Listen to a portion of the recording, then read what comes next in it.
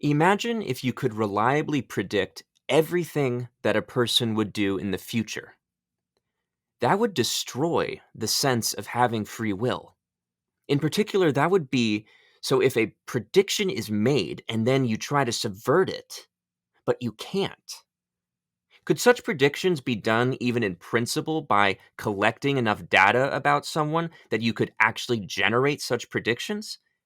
Of course, without having to destroy that person in the process. What do you think? Whether or not our behavior is predictable, we still feel like we have choice. I'm not sure that such predictions are possible even in principle. Why? But if that prediction was saved into a sealed box or an envelope ahead of time, and it reliably predicted everything that I was doing, imagine that. I guess we would probably think that the prediction was just some kind of luck rather than any insight into our true self. One could repeat the test, right? If I die, maybe. But if that happens, so what? The predictions would still be in the sealed envelope. You seal the wrong part of the experiment. How do you mean? Open the envelope and check out each state. Every time? Yes. Why? Then you have a control measure, obviously. It is hard to take the same state twice.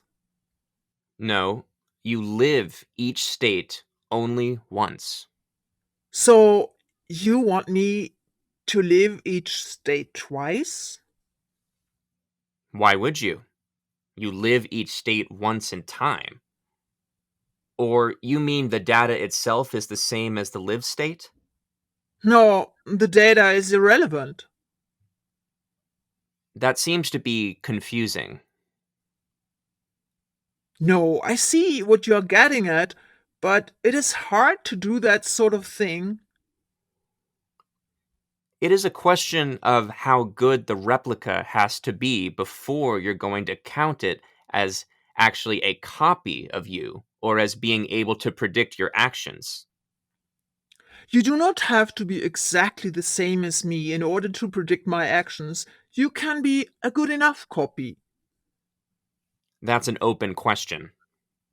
Yes, it is an open question, I agree. Is this part of the experiment of replication?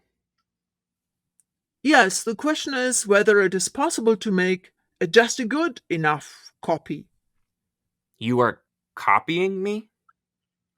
Not exactly. Well, it would be good to know that.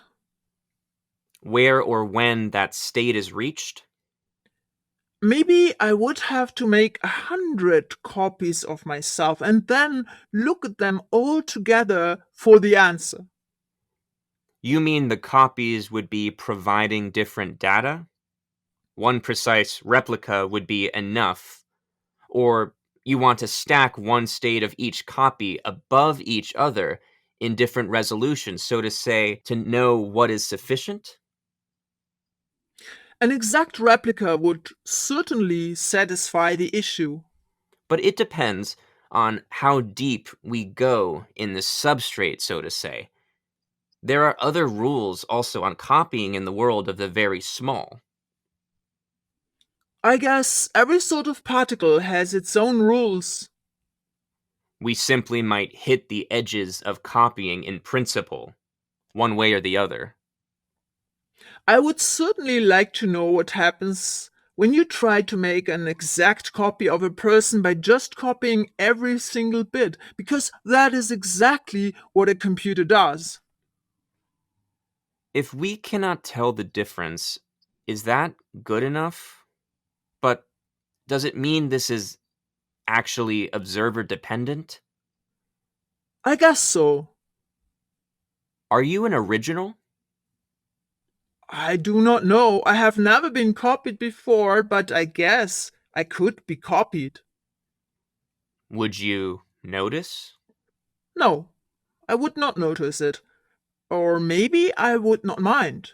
But it would be probably be disappointing if the copy was bad. Good or bad is the difference of knowing and not knowing. But would you be able to look from the inside? Is it really you in the first place? Could you cheat yourself?